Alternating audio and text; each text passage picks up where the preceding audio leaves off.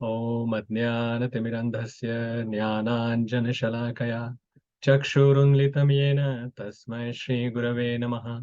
नमो ॐ विष्णुपादाय कृष्णप्रेष्ठाय भूतले श्रीमते भक्तिवेदान्तस्वामिन् इति नामिने। नमस्ते सारस्वते देवे गौरवाणी प्रचारिणे निर्विशेषशून्यवादी पाश्चात्यदेशतारिणे। जय श्री कृष्ण चैतन्य प्रभु नित्यानंद श्री अद्वैत गदाधर श्रीवासादि गौर भक्त वृंद। हरे कृष्णा कृष्ण कृष्ण हरे हरे, हरे Ram Ram Ram Hare Hare.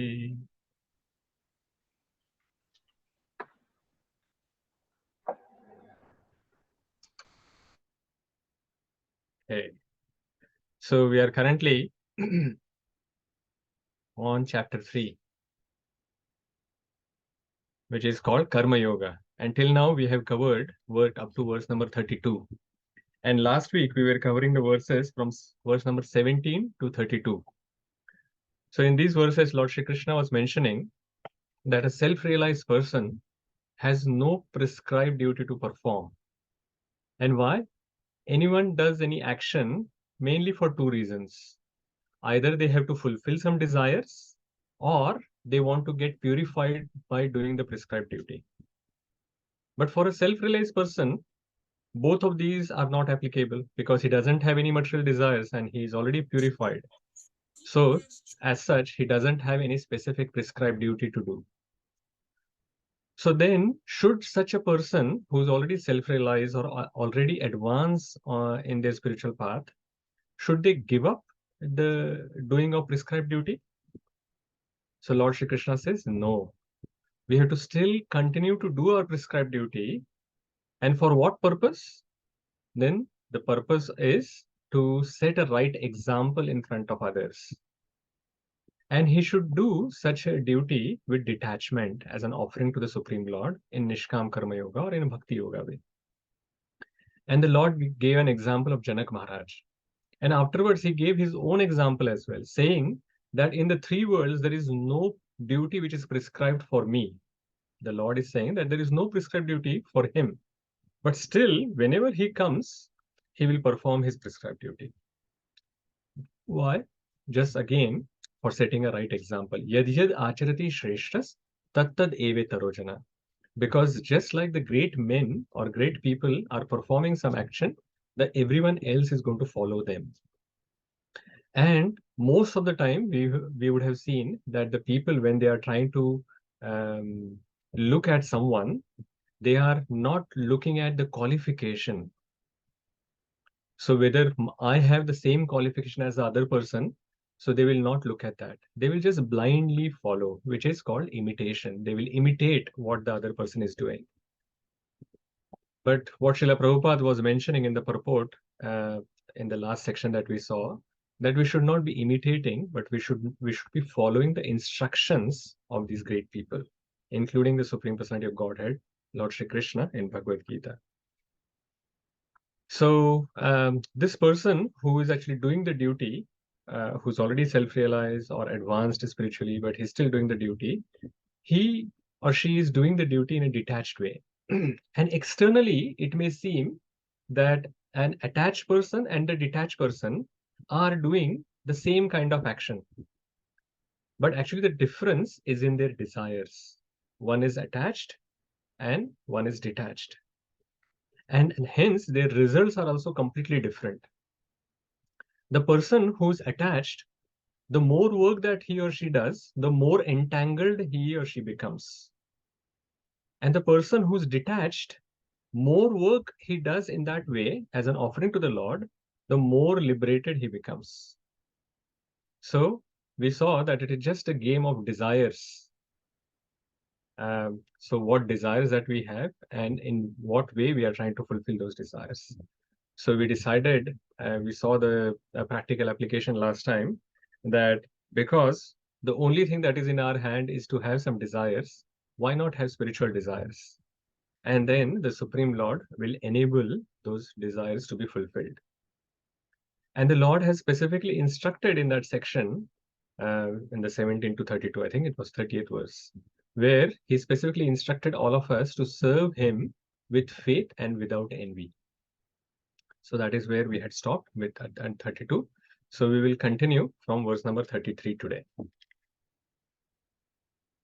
So we'll be reading 33 to 35 together, and then we will discuss a little bit about that.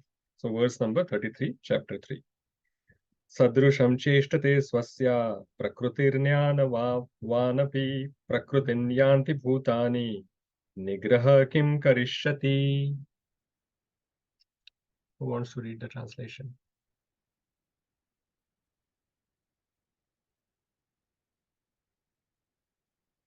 No one wants to read? Okay, Sudharma Mataji, and then the next one, Surananda Prabhuji, you can do.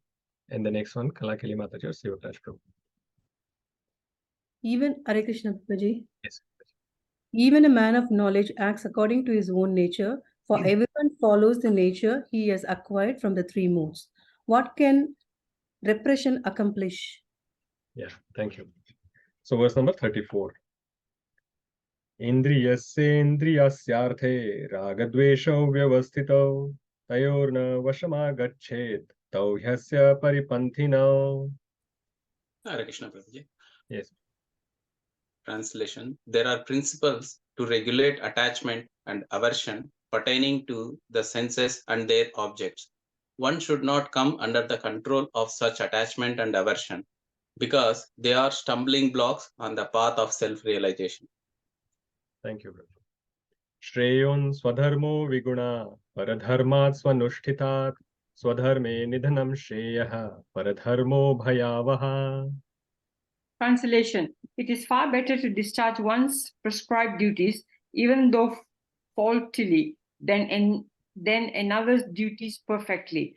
Destruction in the course of performing one's own duty is better than engaging in another's duties, for to follow another's path is dangerous.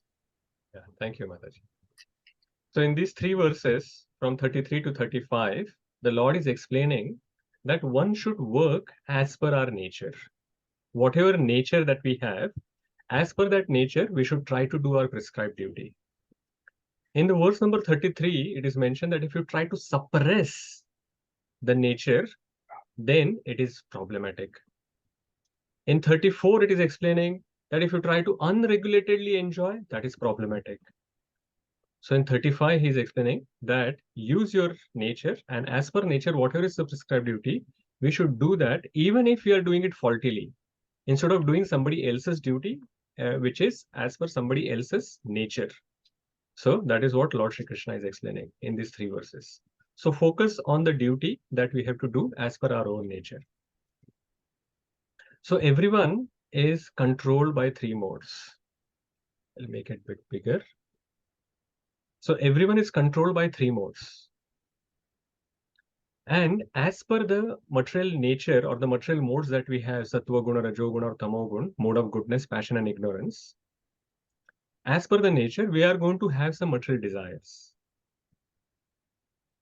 If you try to suppress that nature and suppress those material desires completely, then we will become pretender, because externally we may be able to repress, or even if we are able to successfully repress, it will be only for some time, because the nature is going to push us to do those activities. And if you have already taken a stand publicly that we are not doing like that, then we will become, internally we will still try to enjoy it. So privately we will try to enjoy those desires and we will become a pretender.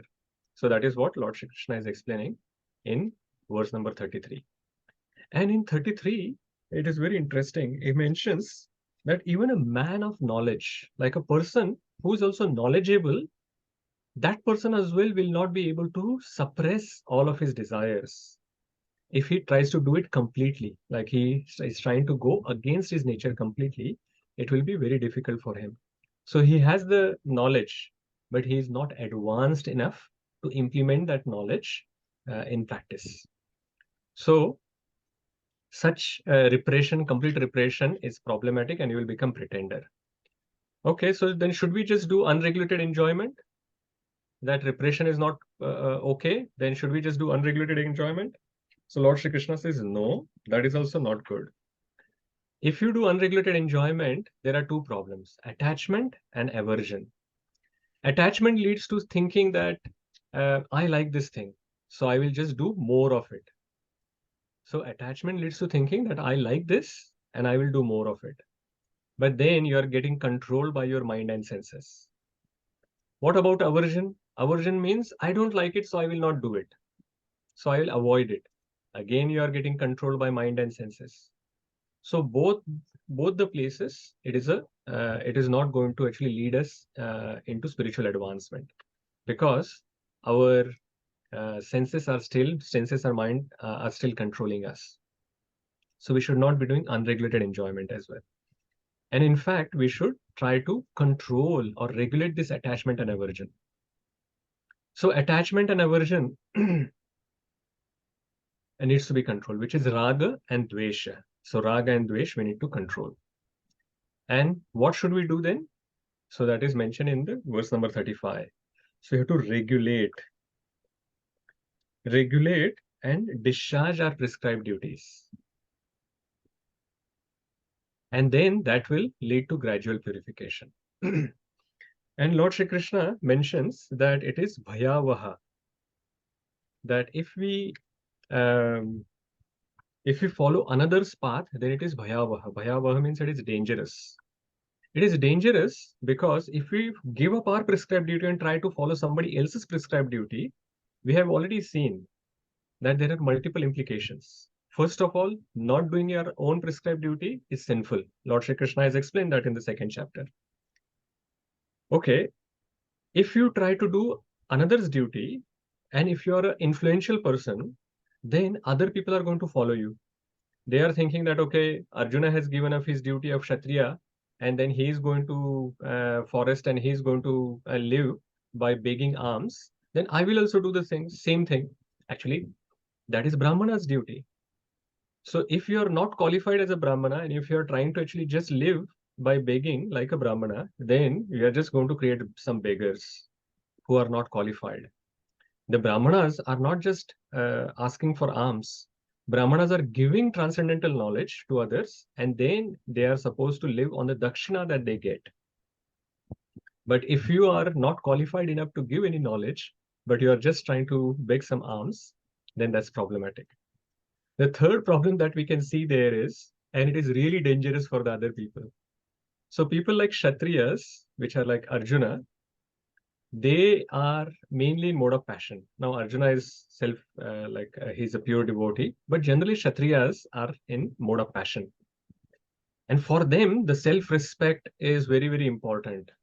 And if suppose such a person is now living by begging, so they go to some house and ask for some alms, and somebody may give, but the next house someone may insult as well. And the Brahmana is supposed to be humble and tolerant, and Brahmana will be able to tolerate.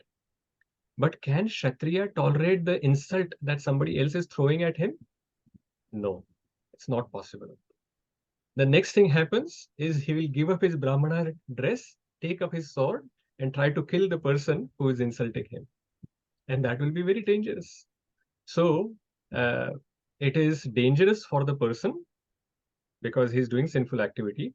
It is dangerous for others because the others are going to follow the influential person, and that way the entire entire system of Varnashram Dharma will collapse. Varnashram Dharma will collapse.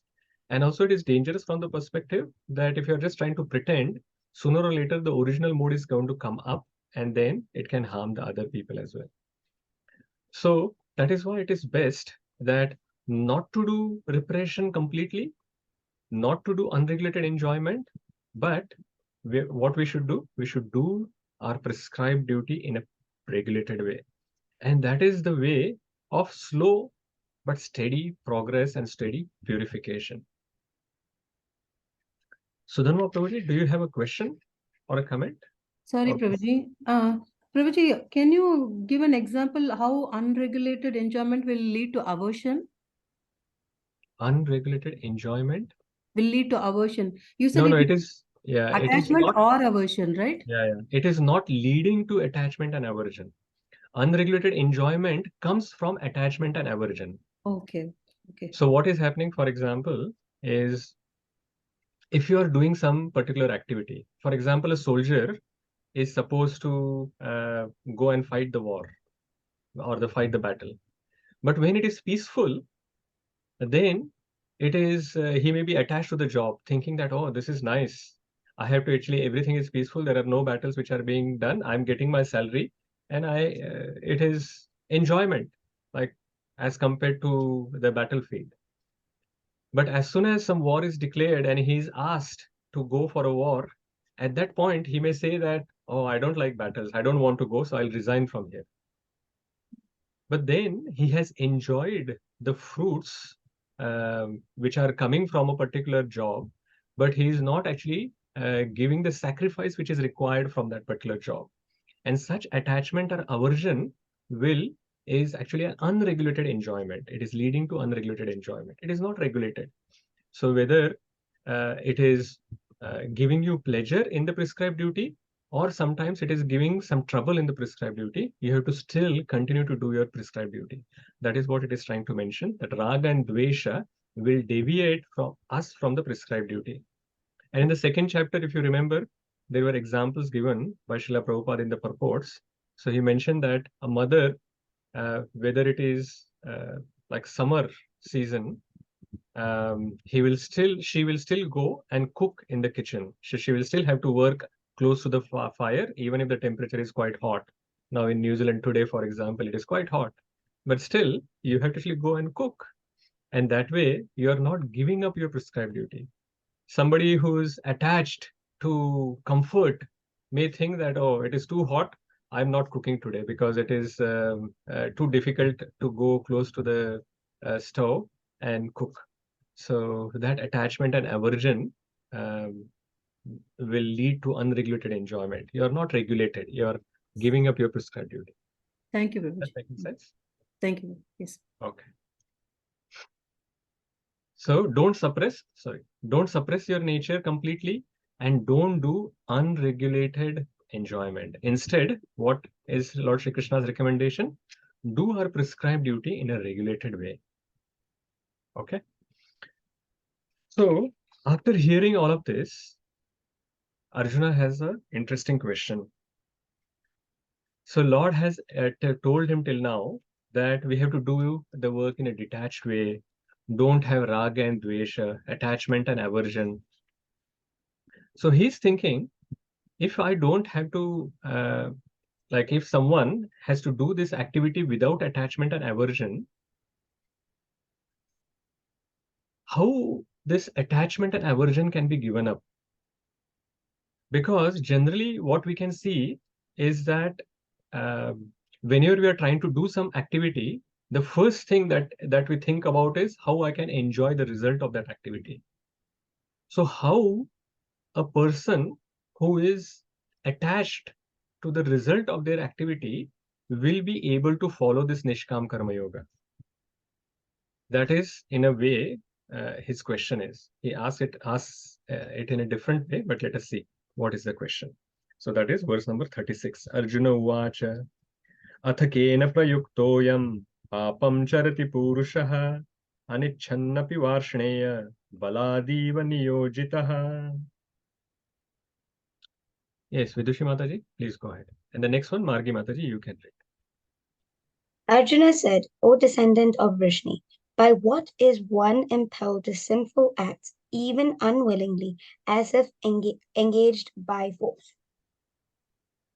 Yeah, so what is impelling someone to do something even unwillingly, as if engaged by force? What is pushing a person to do the activity in an attached way? So someone is actually thinking that, okay, Lord Shri Krishna has said in verse number 33, he has said that no repression, like no complete repression. 34, he said that no unregulated enjoyment. And 35, he has said that you have to regulate your senses and then do the prescribed duty. Okay, fantastic. From today onwards, I'm going to do this. But everyone who has made some in 1st of January, they have made some resolutions that I'm going to do something in this year. Everyone has that experience that that resolution lasts only for a few days or maybe a few weeks, and then you, as if you're forced, you come back to your previous ways. So Arjuna is asking this question, which is pertinent to all of us, that why we are not able to follow certain things that we, in a particular point in time, at a one particular point in time, we say that, yes, I'm going to do this, or I'm going to do this resolution, and I'm going to follow this. So even if we are determined at that point in time, what moves us away from that path? So that is the question that Arjuna has asked. So is it that the Paramatma is controlling us, and that is why we are not able to follow with determination? So the answer is no. So the answer, who is controlling us, is given by Lord Shri Krishna in the 37th verse. So let us read 37. Shri Bhagwan Uvacha Kama Esha Krodha Esha Rajo Guna Samudbhavaha Mahashano Mahapapma Vidya Enamiha Vairinam. Yes, Maharaj. Guruji, the Supreme Personality of Godhead said, it is lust only, Arjuna, which is born of contact with the material mode of passion and later transformed into wrath, and which is the all-devouring sinful enemy of this world. So it is not Paramatma who's pushing us away from the path or from the resolution or from the determination. What is pushing us? It is lust, kama.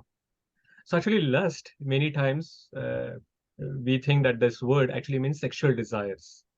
But lust is not that. Kama or lust is actually by Krishnadas Kaviraj Goswami in Chaitanya Charitamrita. He has defined what is the difference between kama and prema. So he has mentioned in Chaitanya Charitamrita Adi Leela, 4th chapter, 165th verse. He says, Atmendriya priti vancha tare bali kam, Krishnendriya priti ichha dhare prema nam. So the desire, he says, that Atmendriya priti vancha, if the desire is for our own enjoyment, sense enjoyment, tare bali kam, that is called kama. So the desire to gratify one's own senses is called kam or lust. And what is the difference between prema and kama? Krishnendriya priti ichha dhare prema nam. So if you do any activity where Krishna's pleasure is at the center, that is prema. If our pleasure is at the center, that is kama. And if Krishna's pleasure is at the center, that is prema. So any activity where we are putting ourselves at the center of all the activity, we are thinking of our own sense enjoyment, we are thinking about how I can enjoy the results, all of that, all such activities are pulling us down. That is lust, that is kama. And what happens? Kama esha krodha esha rajoguna samudbhava. So it is actually, the kama is coming from rajogun. Rajogun is mode of passion. But then when the calm is not fulfilled, then what happens? Krodha comes. And krodha is not in passion. Krodha goes into ignorance. So from mode of passion, from Rajoguna, then we move to Tamoguna. And we have seen that in the second chapter as well. You remember 2.62 and 63. Dhyayato Vishayan Pumsa Sangasteshu Pajayate Sangat Sanjayate Kamaha Kamat Krodho Vijayate. So it was mentioned that that attachment or whatever is there, then that leads to kama, the lust, the desires to enjoy. And then when the lust is not fulfilled, then what happens? Krodha comes, anger comes. So kama is in mode of passion, but then when it is not fulfilled, then it turns into krodha, which is in mode of ignorance. Now, Lord Shri Krishna has used quite interesting adjectives for this lust. Lord is saying that this is Mahashano, Maha-ashano. Ashano means, Ashana means eating. Ashnami prayatatmanaha, Krishna says, right? So Ashnami is eating. So Mahashano is all devouring. So eating is also devouring. If you are eating a lot, then somebody may say that, oh, you are devouring everything. So Mahashano is mentioned as all devouring or great devourer. So this lust is a great devourer. So that means it is finishing up something. So what does it finish? So it is finishing our morality. It is finishing our transcendental knowledge as well. And the detachment we are trying to develop, that is also getting finished. The cleanliness, if there is a sexual karma that we are talking about, it also brings the principle of cleanliness. So that is why it is Mahashano. And it creates a lot of damage. Now, who can create a lot of damage? Even if there is some enemy, and if the enemy is external, we can say that, oh, this is the enemy, and we can actually attack on this person. But if the enemy is within you, then it is very, very difficult. An enemy within is a traitor, right? Because we do not know where that enemy is, when that is going to attack to us. We are just focusing on some external enemies, and this traitor, which is within, at the crucial point will turn against us and make us fall down. So that is why these internal enemies are more dangerous than external enemies. It is Mahashano. Okay, it is Mahapapma as well. So it is great inducer of sins. So Duryodhana is doing some sinful activities. He's an enemy of Arjuna, we can see, and Arjuna is supposed to fight against now Duryodhana. And Duryodhana is doing sinful activities, and that way he will create some trouble. He's creating some trouble for Arjuna. But lust is such an enemy which is making you yourself do some sinful activities. So this enemy is so strong that it is making you do sinful activities. And then that is how you are actually, it is becoming a troublesome for you. So that is the problem. The lust actually is quite interesting. It promises you pleasure, but in the end, it gives you pain. So these external enemies can harm us through their actions, but the inner enemies harms us by our own actions. And then it is mentioned as Vairinam. So it is an enemy. So he is the enemy. So Arjuna may be thinking that, oh, Karna, Duryodhana, Dushasana, all these people are in the army next to me, in front of me, and they are my great enemies. But Lord Shri Krishna is trying to explain that they are ordinary enemies. The main enemy that you have to conquer is lust. And the lust is where it is making attachment and aversion. So why Lord Shri Krishna is explaining all of this? Because at this point in time, Arjuna is attached to these people who are related to his body. And he has aversion to do his prescribed duty. So this raga and dvesha is the sign of mode of passion, which is making Arjuna deviate from his prescribed duty. So Lord is saying that this is actually all coming from lust, calm, because you are focusing on your own enjoyment. That is why you are not thinking about what is your prescribed duty and what you should be doing. So Lord has said, Kama Esha Krodha Esha Rajoguna Samudbhavaha Mahashano Mahapapma Vidhyena Iha Vairinam. So this is the greatest enemy. It is all devourer. It is inducer of sins, and it is coming from mode of passion. And when it is not fulfilled, then it turns into mode of ignorance. So how this lust is transformed? So from lust, which is mode of passion, it goes to anger. And we have seen in that sequence of 2.62 and 63, 63 mentions 2.63, Krodhat bhavati sammoha. Sammoha means illusion. So once anger comes, then illusion comes. And sammoha smriti vibhrama, smriti bhranshat buddhinasho, buddhinashat pranashrati. So finally we fall down and then our material existence continues. So this lust, which transforms from lust to anger to illusion and then makes us fall down, will keep us in this material existence. So that is how it is. Very, very dangerous. Now let us see further. that how there are multiple levels of lust and multiple levels of covering of lust. So Lord is explaining about lust, and he will explain for three more verses, and then he will explain to us how to overcome lust. So let us go ahead and look at the next verse. 2.38. Sorry, for 3.38. धूमेन आव्रियते वह्निर् यथादर्शो मलेन च यथोल्बेनावृतो गर्भस् तथा तेनेदम् आवृतम्. Yes, Manthamulam Prabhuji, please go ahead. Hare Krishna, Prabhuji. Hare Krishna. As fire is covered by smoke, as mirror is covered by dust, or as the embryo is covered by the womb, the living entity is similarly covered by different degrees of this lust. So there are different degrees of the lust which are mentioned, and Lord is giving three different examples. So the first example he has given is a fire is covered by smoke. So when fire is there and there is smoke covering it, then still, even if there is a smoke, you can still see some fire. So the fire covered by smoke is like a slight covering. It is a weaker covering. But the next level of covering which is mentioned is mirror covered by dust. So mirror covered by dust means mirror is visible, but it is covered by dust, so you cannot see the reflection. But still the mirror is visible. So it is like a next level, a medium kind of covering.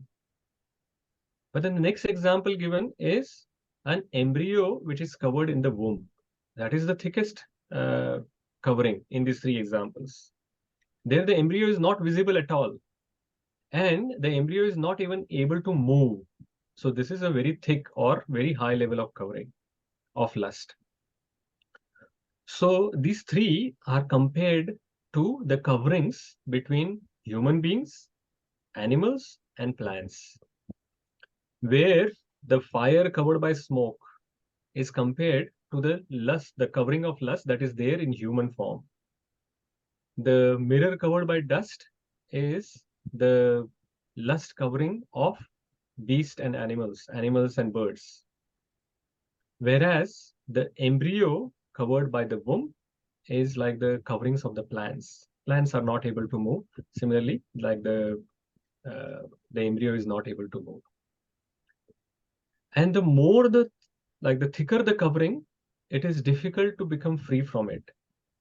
So what it means is, in the animal life or in the plant life, it is very, very difficult to get free from this covering of lust. But in human form, where the covering is not that thick, it is possible that an expert person can clear the smoke and can fan the spark which is there of the fire and make a blazing fire out of it. Not the blazing fire of lust, but in that analogy, it is clearing the smoke. That means clearing the dust of, clearing the lust. And then that way we are getting purified. So there are different degrees of coverings like that. So this is how it is compared. So Lord Shri Krishna is now explaining to us that in your human life, it is possible that we can conquer lust. If we actually miss this opportunity and say suppose we get into some lower species of life in the next life, like we become a plant or we become even a bird or an animal, at that time it will be very, very hard. We will still have to then wait for many lifetimes to again come back to human life, and only then we will be able to get an opportunity to conquer lust again. So we should not waste the human form of life. We should utilize it for purification and then go further in our spiritual life. Then let us look at the next verse. Again, Lord is continuing to explain how lust is. 39th verse. Avrutam jnanametena jnanino nitya vairina kama rupena kaunteya dushpurena nalena cha. Who wants to read? Prabhu, can I read? Yes, Mataji. Ashoka Mataji, go ahead. Hare Krishna Prabhu. Translation: Thus the wise living entity, pure consciousness, becomes covered by his eternal enemy in the form of lust, which is never satisfied and which burns like fire. Hare Krishna Prabhu. Hare Krishna. So now here in this verse, it is compared, lust is compared to burning like fire. So it is, lust is like a blazing fire. And there are two things which are mentioned in this verse. It covers the pure consciousness of of the living entity. So suppose an enemy has attacked you, and even when the enemy has attacked you, you can still respond to this person, and then you can fight against this person. But say suppose as soon as this person attacks, he puts a blanket over you. Like earlier, sometimes your friends will cover with your chadar, and then they will they do you some Mahaprasad like that. So similarly, if the enemy actually puts a blanket on you and then attacks you, then there is nothing that you can do. The only thing that you can get is you have to take the punishment that you are receiving uh, from the enemy, like in the example of the friends covering with a chadar and then beating you up. So you can't resist it. So lust is like that. It is covering you up and then it is attacking you. So it is very difficult. And the second problem that is mentioned here is that it is blazing like a fire. Now, if there is a fire, then the simple thing is we should not be putting some fuel in it. If you put fuel in it, then the fire is going to become bigger and bigger. It is not that the fire is going to get extinguished. So it is compared here with this example. What is mentioned is when we already have this lusty consciousness or the lusty desires which are there. Sometimes, but we may think that let me at least just fulfill this material desire. And then once I have done fulfilling this desire, then at least this will just go away from my consciousness and I will be free from it. But no, it doesn't work like that. As soon as you fulfill a particular material desire that you have, it is like adding fuel to the fire. Instead of thinking now that it will just go away, that now that it is fulfilled, more and more desires will come. It is like you have put the fuel into fire. Instead of fire being extinguished, it is becoming bigger. And then it will be very, very hard to control such fire. Just like in that picture that you can see, that when the fire is smaller, it is easier to control and extinguish. But if it becomes very big, it will be very hard to control it. So this is what we have to do. And like the covering aspect that it was mentioned, how it works is when the fire is there near to you, and if it is trying to burn you, then automatically what happens is we will try to move away from such fire to protect us. But lust is a fire which is burning, but we are thinking in our mind that it will give me a cooling and healing effect. Let me go closer and closer to this fire. So what will happen is it is giving you like this false sense that I'm going to actually enjoy. I'm going to get this cooling and healing effect by going closer to this fire. But as soon as you go closer to the fire, that means you start fulfilling your material desires, then it is going to entangle us more and more. So it is never satisfied. That's why it is compared to blazing fire. So what is Lord explaining to us is continuing to engage in sense enjoyment will add fuel to the fire of lust. So the best way is we have to regulate our senses. Don't engage our senses in just enjoyment. If we try to do that, then we will never be able to control that enemy called lust. Now further, 40. Verse number 40. Indriyani mano buddhir asyadhishthanamuchyate etar vimohat hayattesha jnanam avrutya dehinam. Okay. Lavanga Mataji, you can do, and the next one, Devika Mataji, you can do. Hare Krishna, Prabhuji. The Correct. senses, the mind, and the intelligence are the sitting places of this lust. Through them, lust covers the real knowledge of the living entity and bewilders him. So this is very important verse, because till now the Lord has explained the lust is Mahashano, Mahapapna, Papma, he's Vairinam, he's like a blazing fire, and it covers our consciousness, so many things, like all the problems has been explained, but it wasn't explained where it is sitting. Where is this enemy sitting? If you know where the enemy is, then it is good, it is easier for you to attack the enemy. So that is why this verse is very important. The Lord is revealing to us where the enemy of lust is sitting within us. So let us look at this example,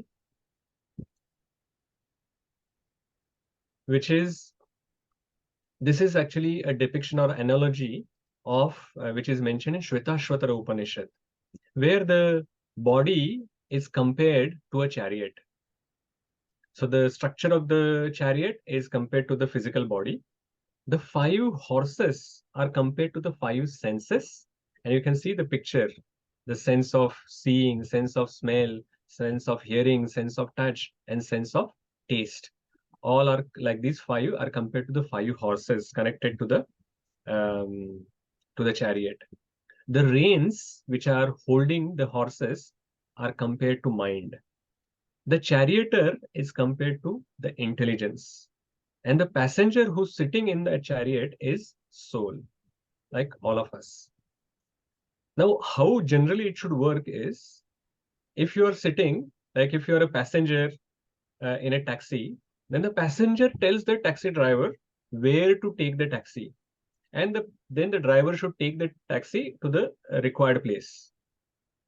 So in this case, the soul should guide the intelligence. Intelligence should use the reins of mind to control the horses, and then which means control the senses, and then take us to the self-realization status, or the spiritual advancement.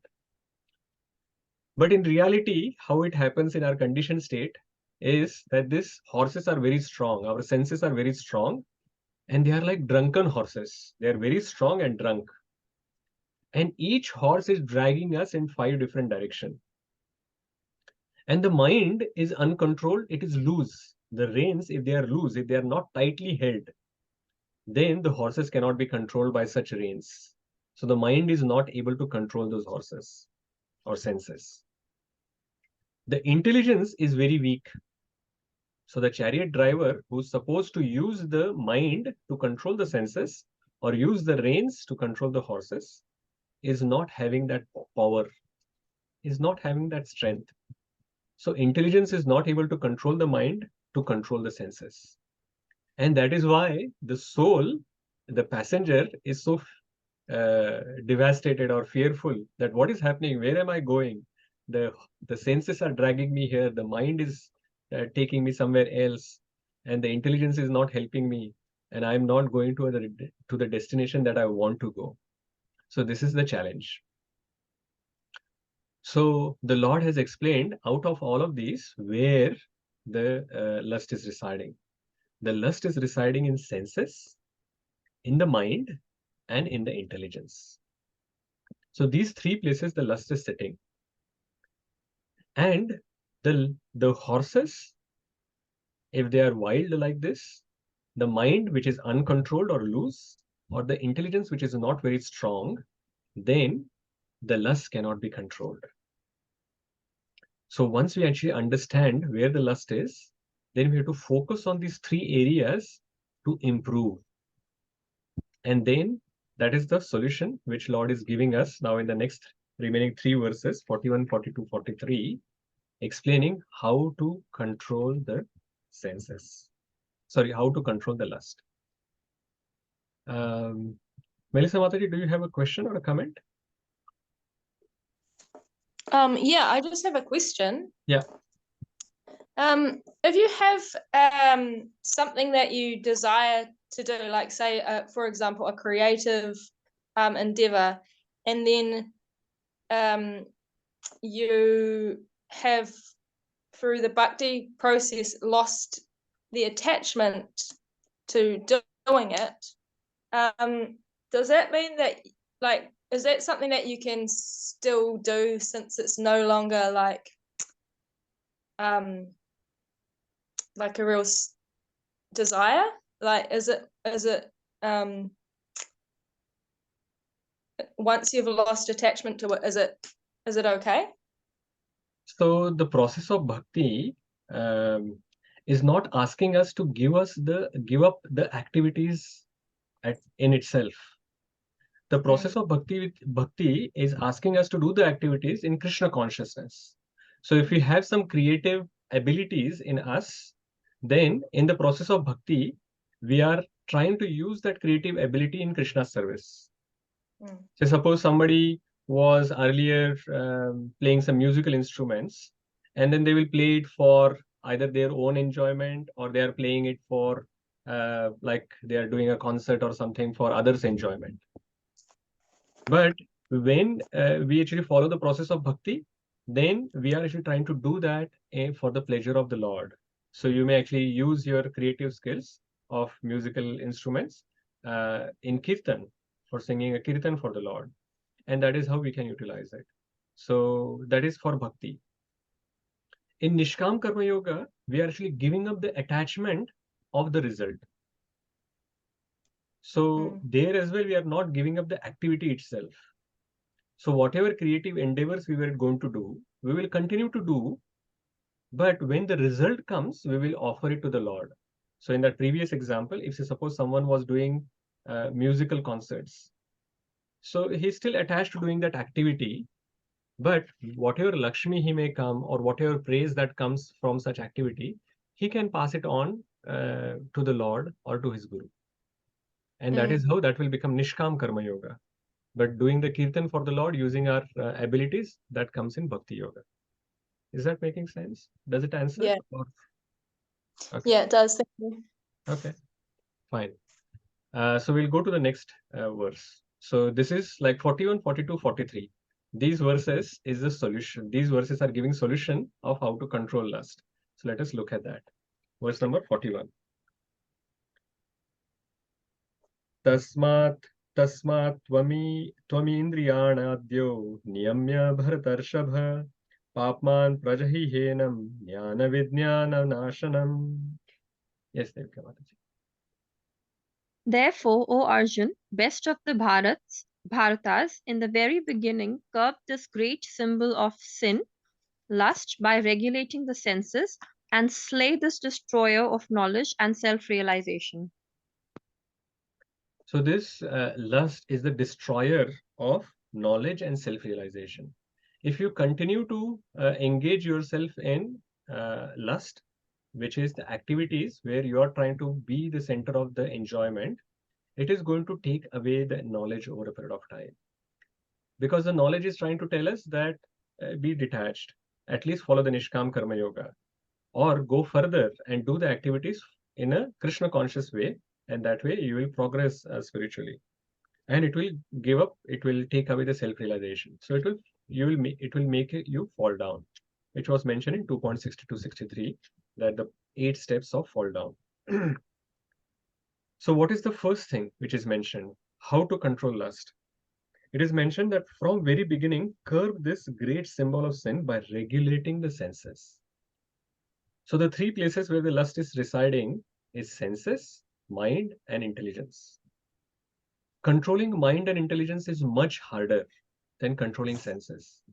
Because senses are gross, mind is more subtle, and intelligence is even subtler than mind. So the more subtle it becomes, more difficult it is to control.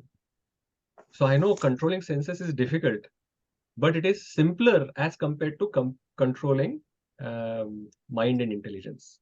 That is why in the beginning, what we have to do, focus on regulating the senses. So how to control lust? First thing, regulate the senses. we have to actually create some distance between the senses and sense objects.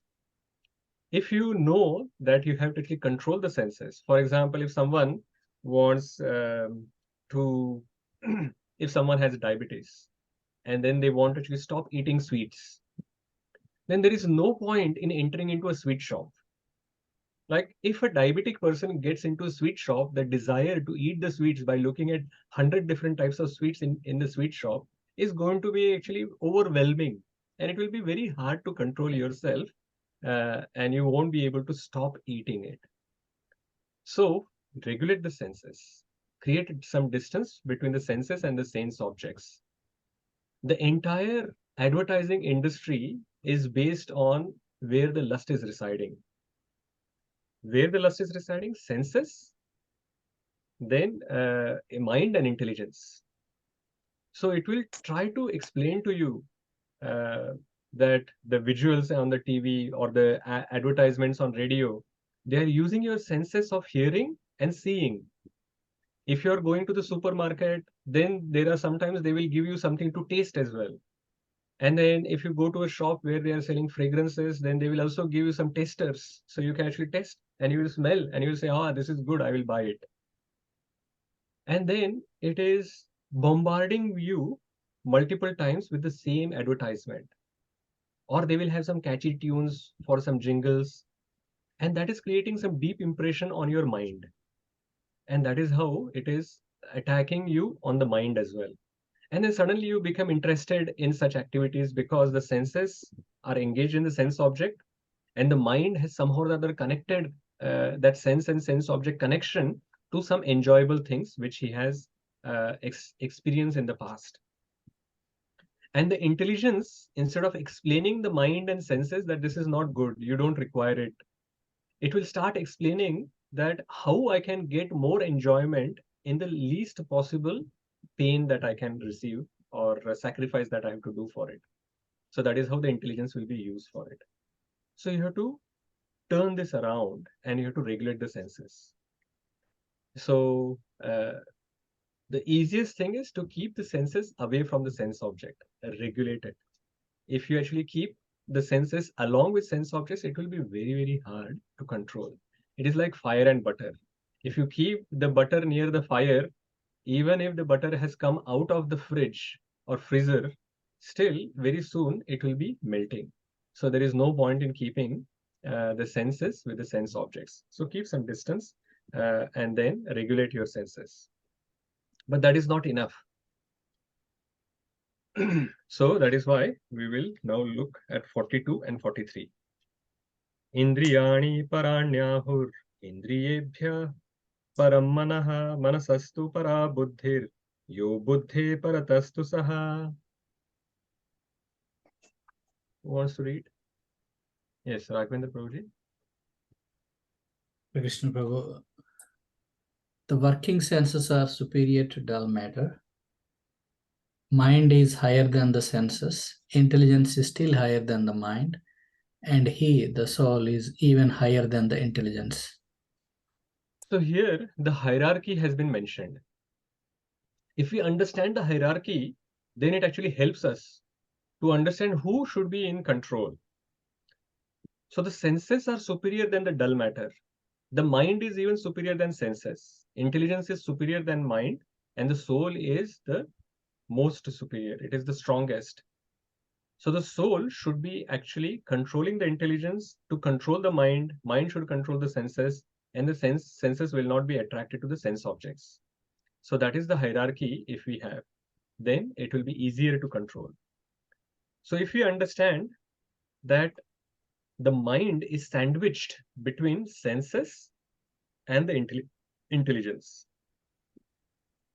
So Lord has already mentioned in verse number 41 that we have to control the senses or regulate the senses. Now in 43, he is going to tell us that we should improve our intelligence, and then using that intelligence, control the mind. So he is, instead of saying that just control the mind, it is 6th chapter when we come to, we will see that how controlling the mind is so difficult. So he's giving us a formula how to attack that enemy of mind, which is where lust is residing, of course, at all three places. But he's saying that attack the mind from both sides, from senses side and from the intelligence side. Make the senses regulate the senses and make the intelligence stronger, and then you will be able to control the mind. And that is how then we will be able to conquer the enemy of lust. Let us look at that verse, last verse from this chapter. Evam buddhe param buddhva sansabhya atmanam atmana jahi shatrum mahabaho kamarupam durasadam. Shanti Mataji? Yeah, please go ahead.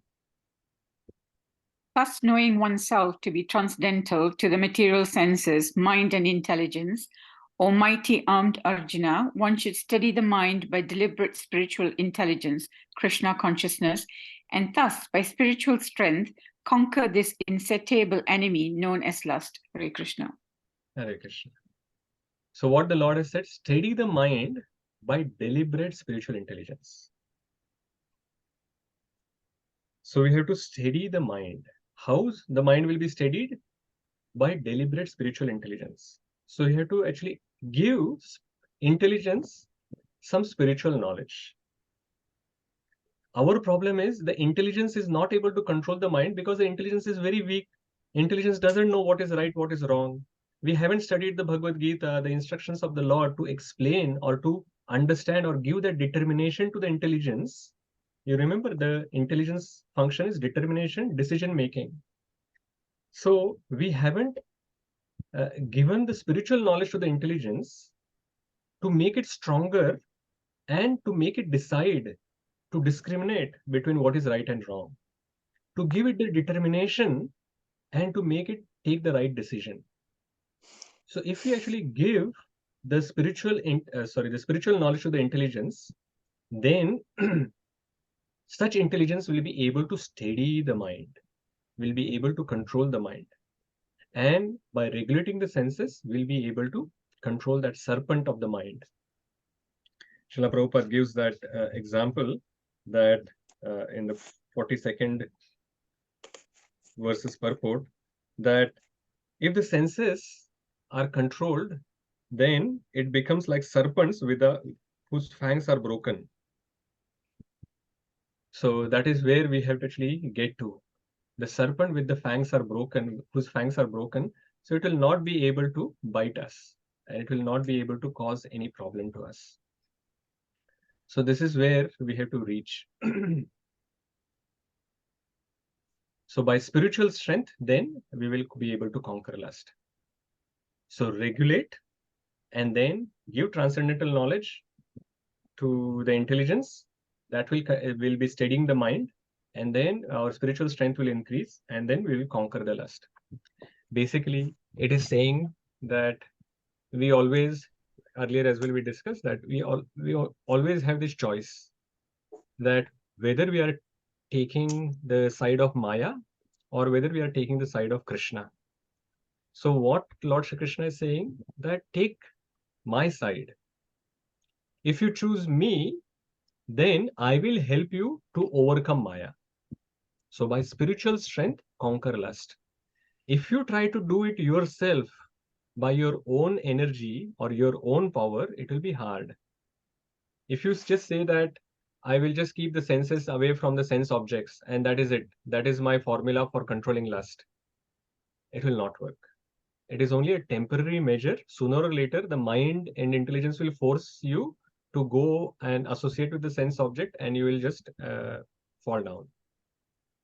So that is why we have to regulate, but at the same time, take help from Krishna, improve our spiritual strength by giving us the spiritual intelligence and then steadying the mind, and then we will be able to conquer the lust.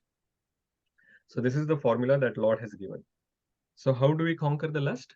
Two things: regulate the senses and increase the spiritual strength by spiritual intelligence. And that is how we will be able to control the lust.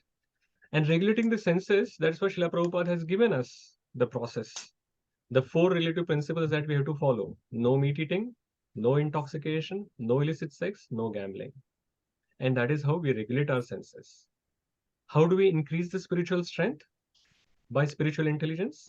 Multiple things. The process that Srila Prabhupada has given, he has translated so many books for all of us so that we can read and understand the philosophy. So that is how we actually give the spiritual knowledge, the transcendental knowledge, to our intelligence. Also, we try to control the mind or steady the mind using the chanting of the Hare Krishna Mahamantra. So this process that we are following, 4 relative principles, chanting the minimum 16 rounds of Hare Krishna Mahamantra every day, and reading the scriptures, that is a way for controlling the lust. So just to summarize this entire chapter that we have seen till now, chapter 3, all these 43 verses, in this one slide, if you want to put this entire chapter, then in the beginning of the chapter, okay, let me make it bigger. At the beginning of the chapter, Arjuna asked this question: what should I do? Jnana or karma? Jnana yoga or karma yoga? Basically, he was saying that should I give up the activity or do the activities? Because I'm confused. Once you are saying that you fight, other places you are saying that give up the abominable activities. So tell me for sure what to do. So Lord Shri Krishna says, yeah, Jnana yoga is higher, but karma yoga is easier for you. And even if you are if you are not qualified to do Jnana yoga, and if you try to pretend, then you will fall down. Instead of that, what you should do your prescribed duty.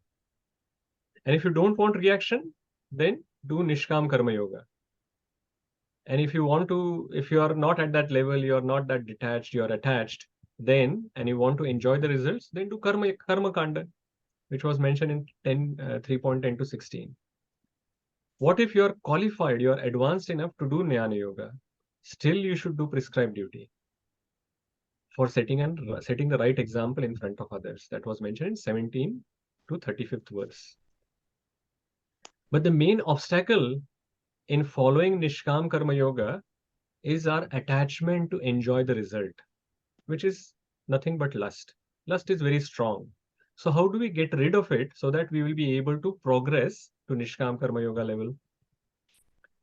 So the lust is sitting in senses, mind, and intelligence. So we have to regulate the senses, and with the transcendental knowledge, we have to strengthen the intelligence and then steady the mind, and such spiritual strength, then we'll be able to conquer lust. So that is what is a summary of this chapter 3. So this 43rd verse is talking about transcendental knowledge. So the transcendental knowledge is then explained in the 4th chapter. The 4th chapter is named as transcendental knowledge.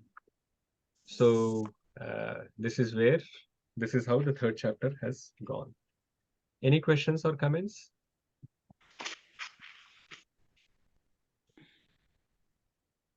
Shanti Mataji, you have some question or comments? No, sorry. Okay, that's fine. That's all right. Okay. Who wants to mention what you have learned from chapter 3? Like all these 4 or 5 sessions that we did for chapter 3. Any particular points that you liked or you felt that you can implement some of that in your day-to-day life? Because remember, this is the sessions called Wisdom of Bhagavad Gita. How we can learn from these verses to implement something in our day-to-day life. How we can implement this wisdom, so this knowledge, and turn it into wisdom.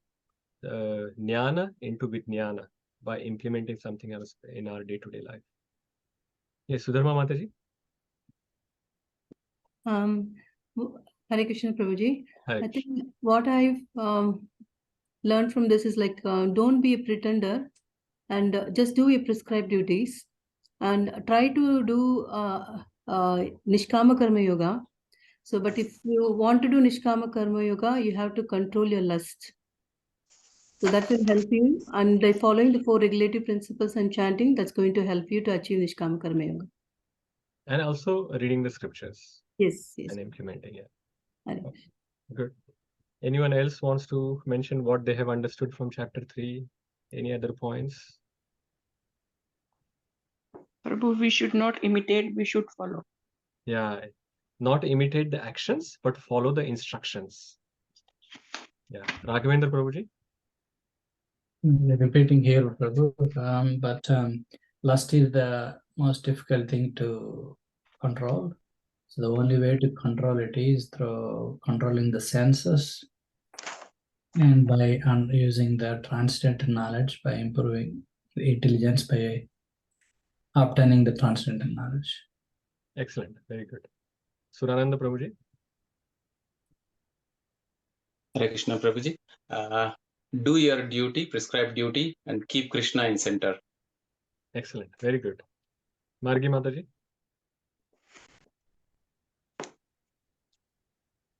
The only thing is in our hand is desire. So I think we should keep a check on our what we desire. Yeah, excellent point. Yes. Yeah. So only thing that we have control over is to have some desires. So instead of having material desires, we should have spiritual desires.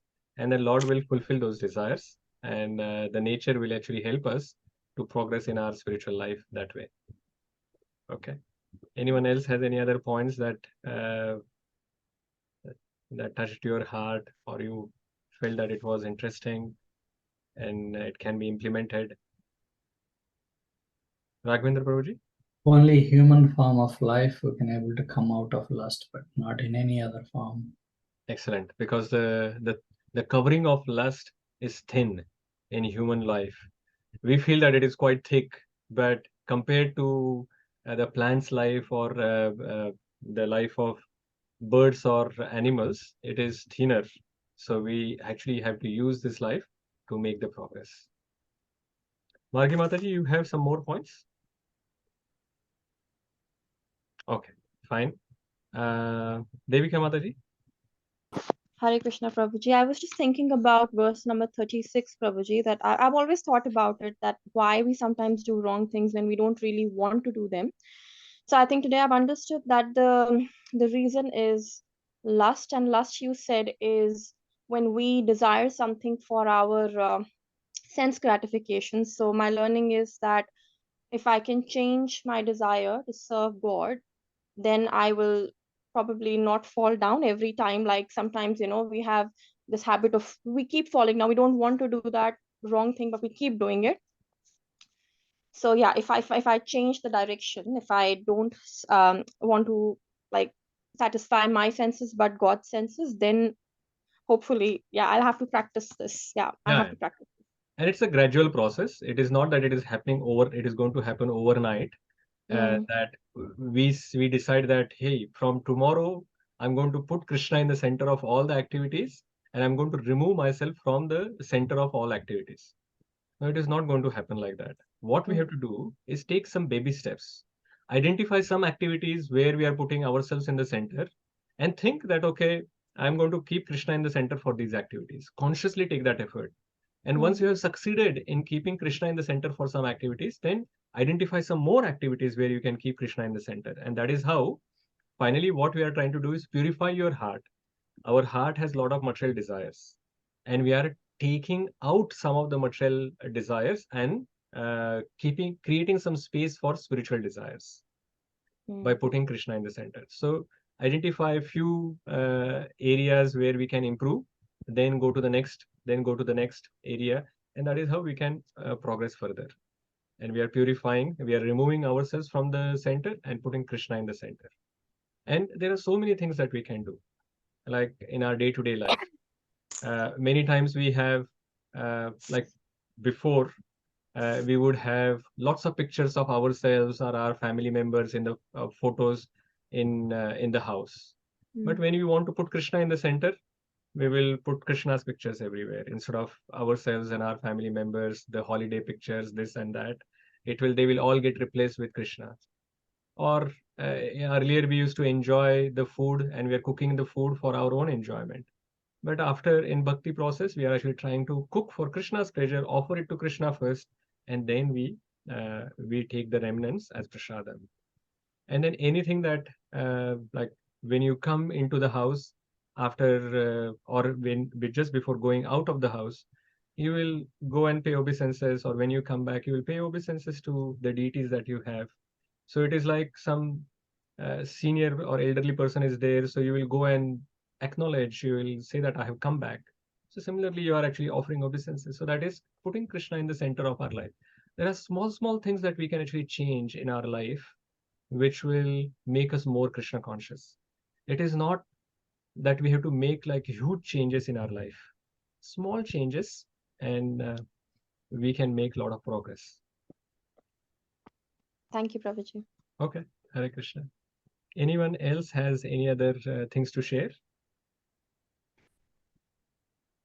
Prabhu, can you explain the dull matter? What is dull matter? The working Dull matter senses is objects, the sense objects. For example, eyes want to see some movies. So the movies are actually dull matter. The television is a dull matter. It doesn't have its own intelligence or anything like that. But the eyes are connected to the soul, so it is alive.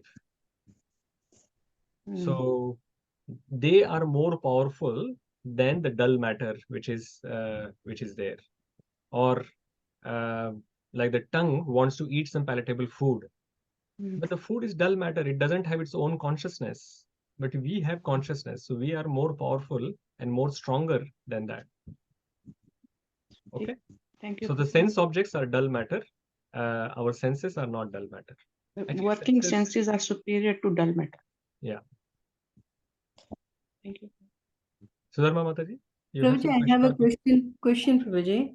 Okay. So when you say don't suppress your nature completely, so but like you may be a person who maybe like getting angry quickly, or like so does it mean like you should not be suppressing your anger, or it's actually saying in a different some other meaning is there when you say don't suppress your nature completely? Yeah, don't suppress your nature completely. What it means is that if you are as per your nature, what is your area of activity? What is your psychophysical nature basically? What is your psychological nature? Psychological nature is which mode are acting on you. And physical nature means what skills you have developed in this body. So based on the modes that are controlling you and the skills that you have developed, that kind of activity you should be doing. If you are mainly in mode of passion, and suddenly you are trying to do, saying that I'm not going to do the passion activities, I'm just going to do mode of goodness activities. It's incompatible. If you try to do like that, you will become a pretender. You are not at that level, but you are trying to imitate that level which you are not at. So instead, do your passion activities, but offer the result to Krishna, which is Niskama Karma Yoga, or use your mode of passion to offer the activities or do the activities directly in Krishna's service, which is Bhakti Yoga.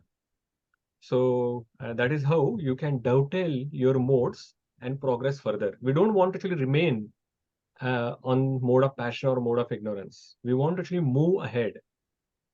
But instead of imitating the higher level, we should utilize our current mode in Krishna's service, somehow or the other, and get purified. And once we get purified and we actually develop higher mode, then we can do activities at that level. Our aim is finally not to actually even remain at mode of goodness. We want to go to Shuddha Sattva to do all the activities in Krishna's service. Thank Does you. that make sense? Yes, Okay. Prabhu. Yes, Hare Krishna.